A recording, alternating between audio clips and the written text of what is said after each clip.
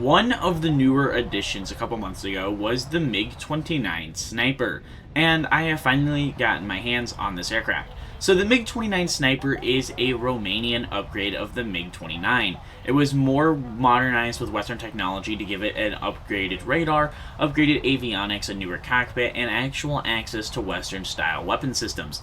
This includes things like the Mark 82 bomb, and as far as War Thunder goes, it hasn't actually really changed much with this aircraft except access to a couple newer bombs, and technically, I guess, better avionics, but that doesn't necessarily help in War Thunder.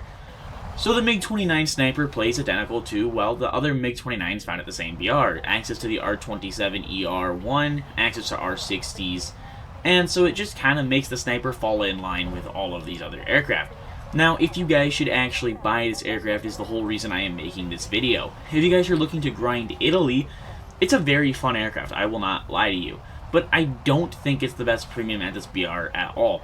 At 12.7, I actually have a lot of aircraft that I think are better premiums. Some of those do indeed include the F-18.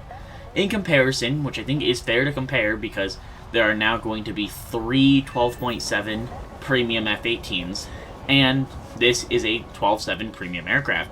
So a lot of your battles are going to be going up against F-18s.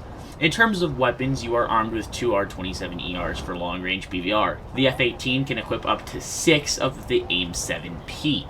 So the AIM-7P, despite having less range, honestly is really close to being on par with the R-27ER in my opinion. I will say the R-27ER is better, I'm not going to argue that, but the fact that you can carry 6 on the F-18 and only 2 on the MiG-29, it leads to the MiG-29 being, well, kind of outclassed in longer range engagements. In fact, I'd also take the F-18's IR missile, the AIM-9L, simply because of its longer range over the R-60. Now, I will say, the MiG-29 does offer some advantages over the Hornet. This includes top speed. It also does include the, well, really the top speed is the big one, but also the ability to more or less dictate the type of fight against the Hornet because of that higher speed. So keeping that in mind when you're looking at, deciding if you're going to grind Italy or another nation, it does come down to what premium you want. And honestly, nowadays, you are stuck choosing between, well, F-18s and F-16s, and now you also have access to, well, the MiG-29 Sniper. So if you do decide that you want to grind out the Italian tech tree, the Sniper does offer a lot. It's a fun aircraft to play. I can definitely understand wanting and why people do buy it. I do not personally think it is worth the $80 price tag. If I were you guys and I was looking at buying this aircraft, I would wait till it goes on sale. Simply because that's just kind of the best thing to do with premiums. If you guys are looking at buying the Sniper right this second, though, just do understand you are getting yourself with an aircraft that is stuck in games against Fox 3s. You are 12.7, you will get up tiers, you will see Fox 3s. Your R-27ERs are good enough to compete with this, and you do have an HMS, which makes it very easy to be on the deck and send R-27ERs at ranges where players are just more or less not necessarily paying the best attention. Another thing is you will find yourself going up against, like I said, a lot of those other premium 12.7 aircraft. A lot of those are F-18s. Now, as far as countermeasures go, you are armed with 60 countermeasures, which is a fine amount. Personally, I don't actually carry chaff unless I'm playing high altitude because you only have 60, which when it is dual popped, you only actually have 30 dispenses. So personally, I just carry a full flare count and then you have to just stay low and notch incoming Fox 3s. You can run a 30 and 30, but then you're stuck with only 15 pops, and I don't like having just 30 or just 15.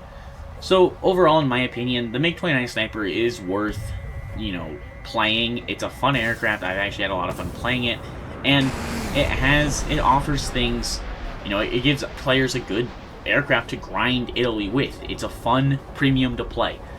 I will say I've had more fun playing the Hornet. That is just personally me, though.